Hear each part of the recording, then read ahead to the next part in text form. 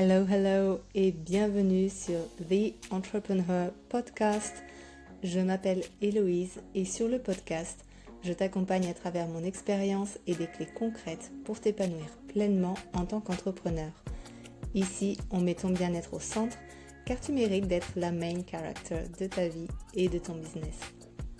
Ensemble, on réinvente les règles pour créer une vie à ton image.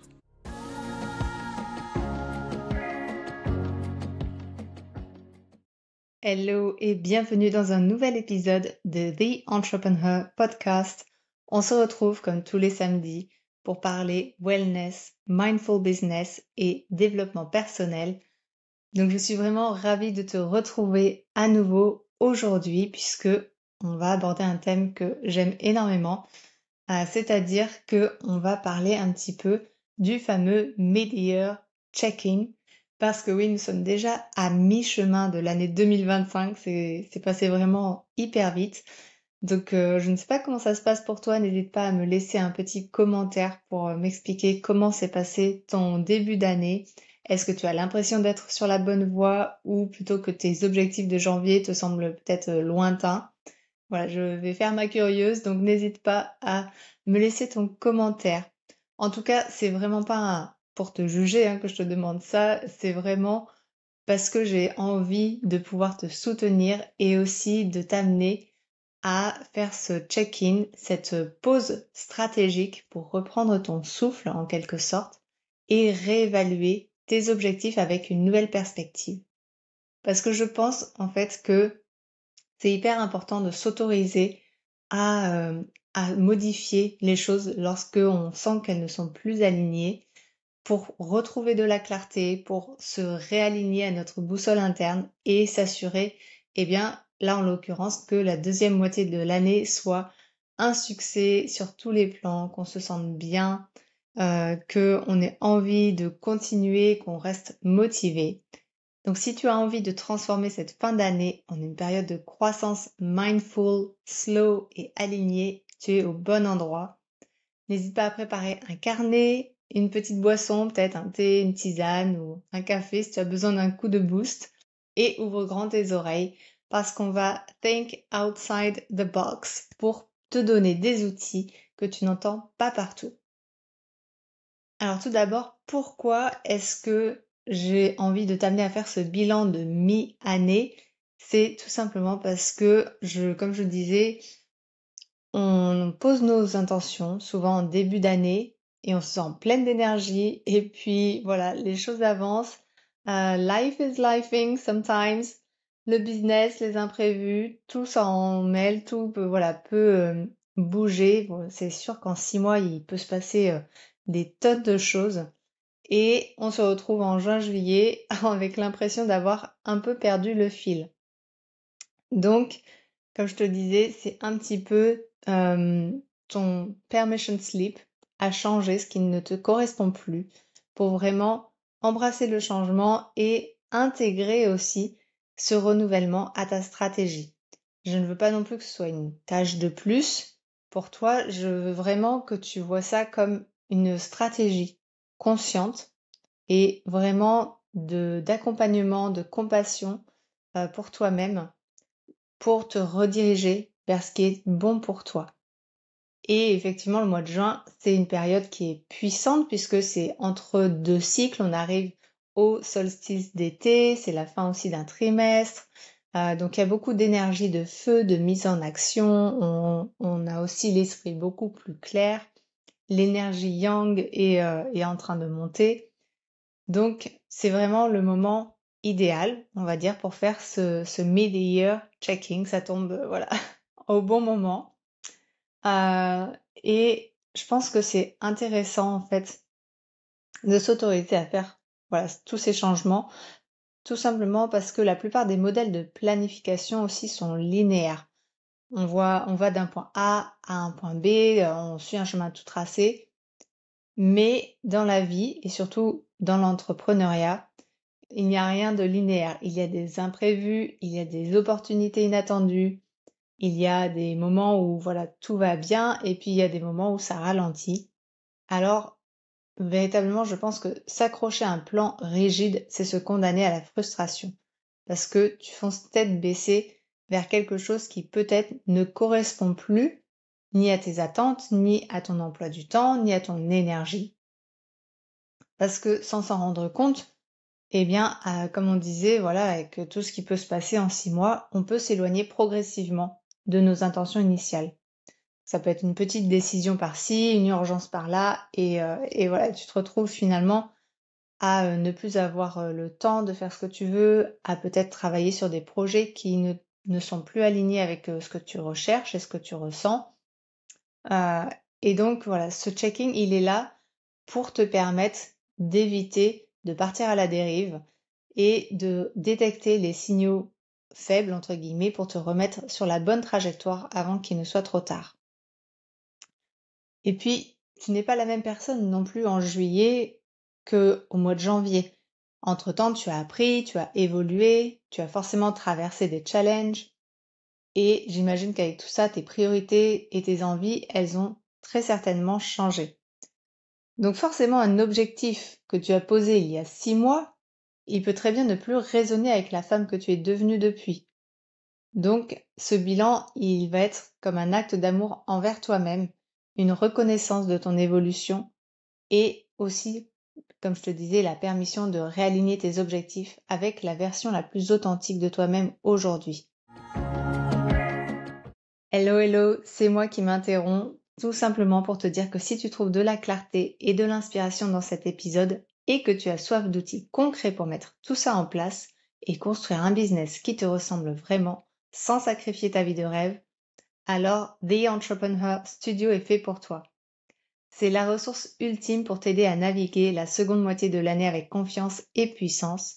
Et il se trouve que ce mois de juin est justement consacré au Mid-Year Reset, ce qui signifie que tu trouveras dans le studio à la fois les documents pour t'accompagner dans ce processus, ainsi que des outils pour travailler ton mindset et t'organiser pour le reste de l'année.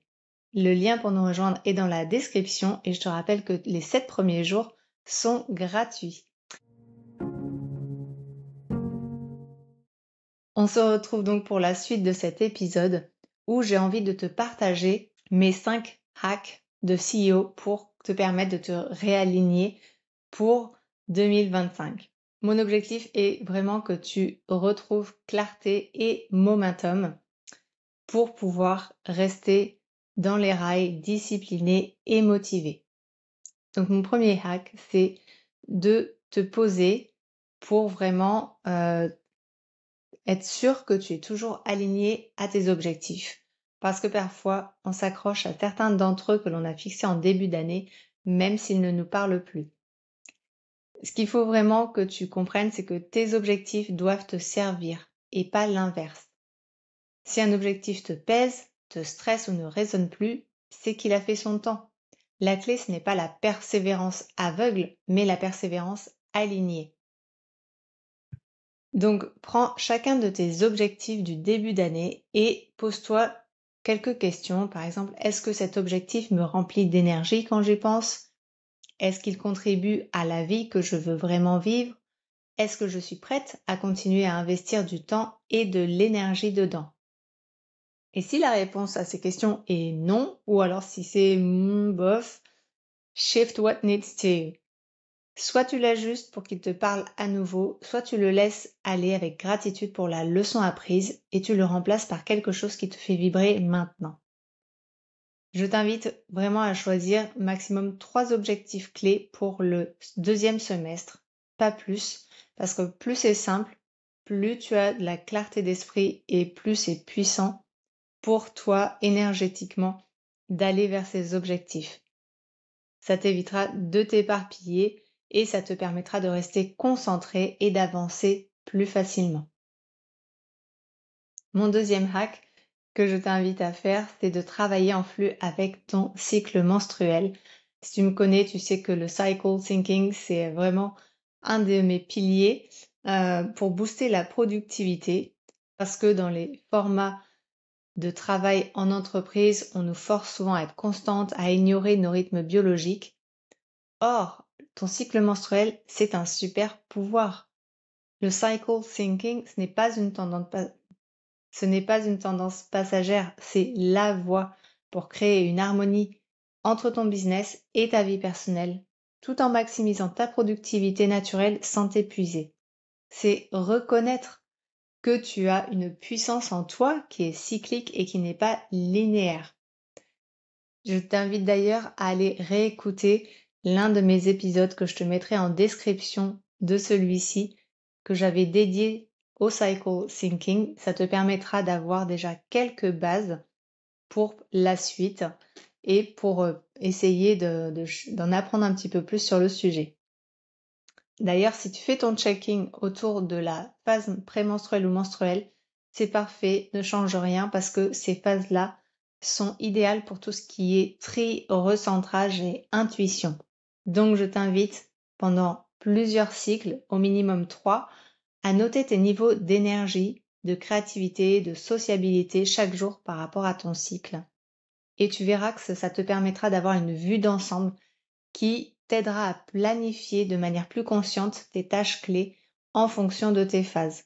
Par exemple, tout ce qui est brainstorming en phase folliculaire, tout ce qui est lancement en phase ovulatoire, analyse en phase lutéale et repos en phase menstruelle.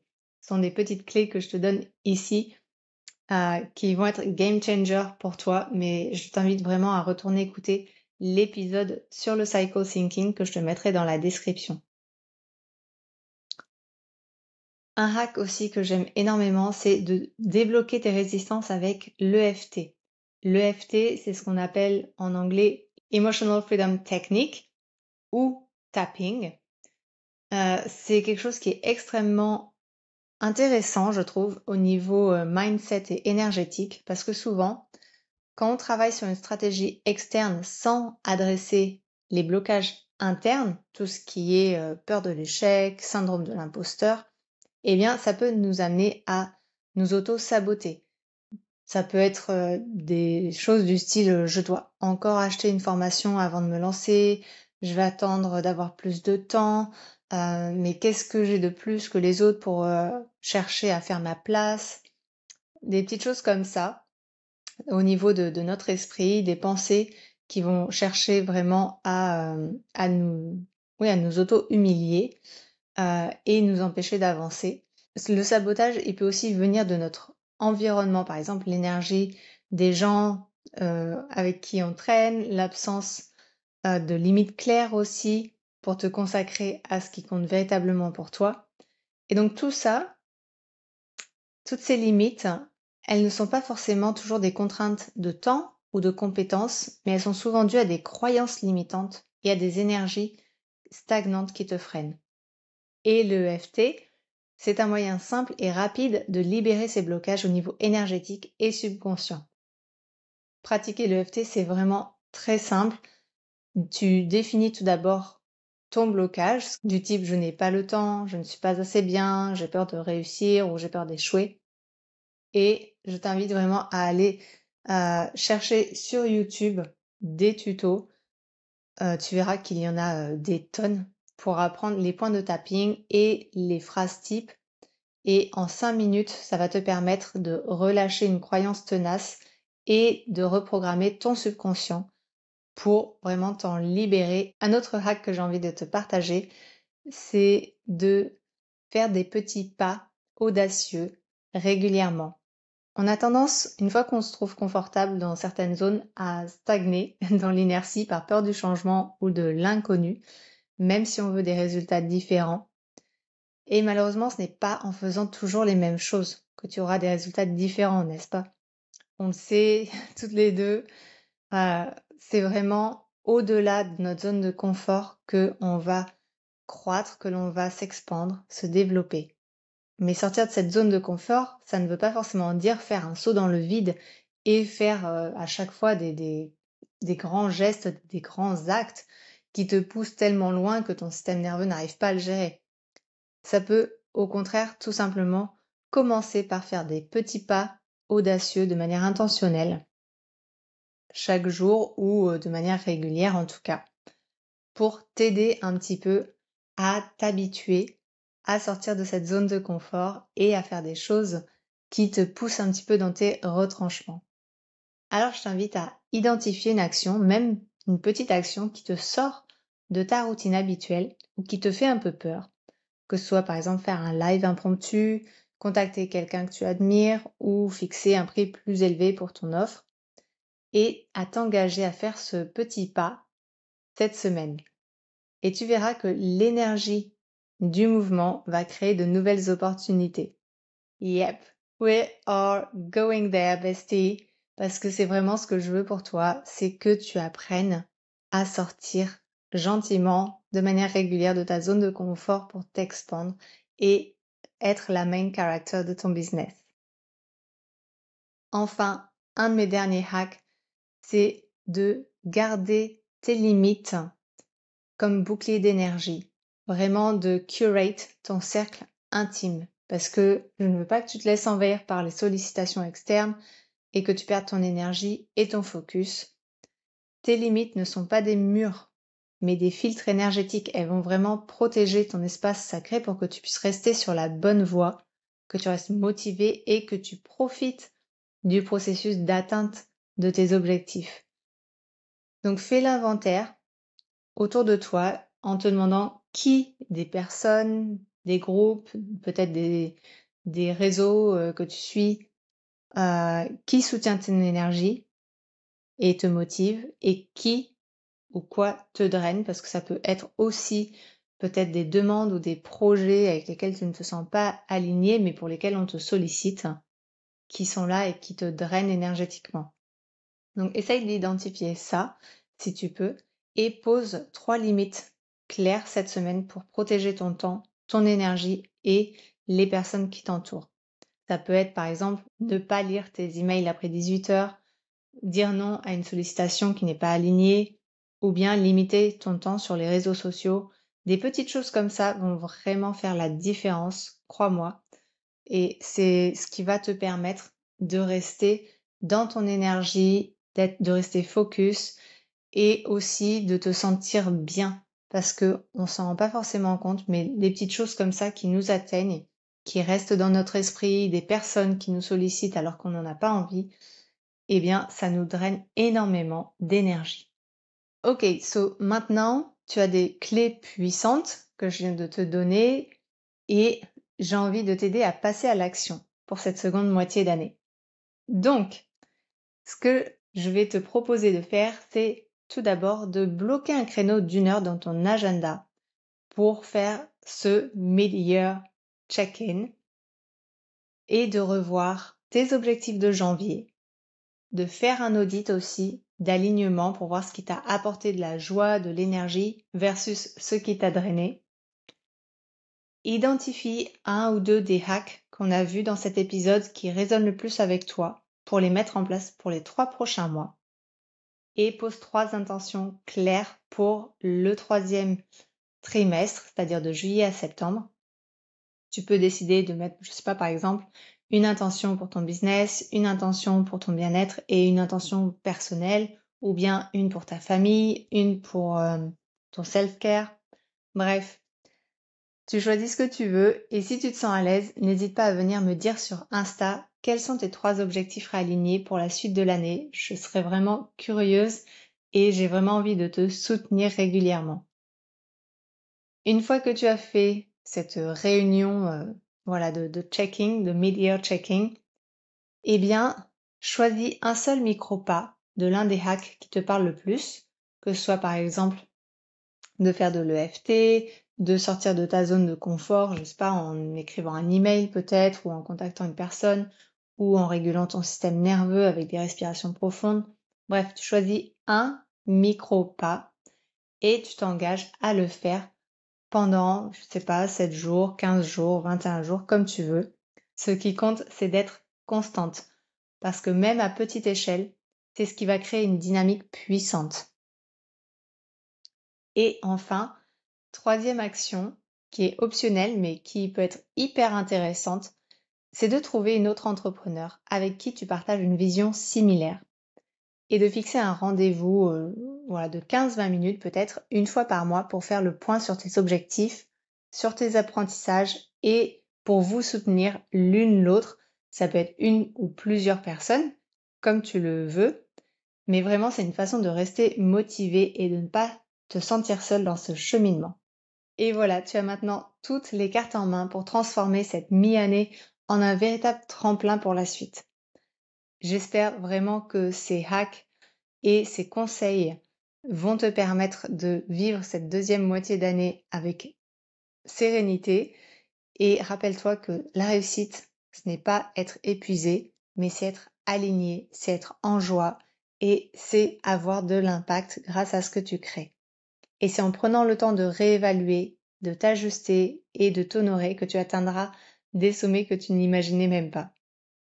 Merci infiniment d'avoir passé ce moment avec moi. N'oublie pas de t'abonner au podcast et de partager cet épisode avec une de tes amies entrepreneurs qui a besoin peut-être d'avoir ces conseils pour son mid-year check-in.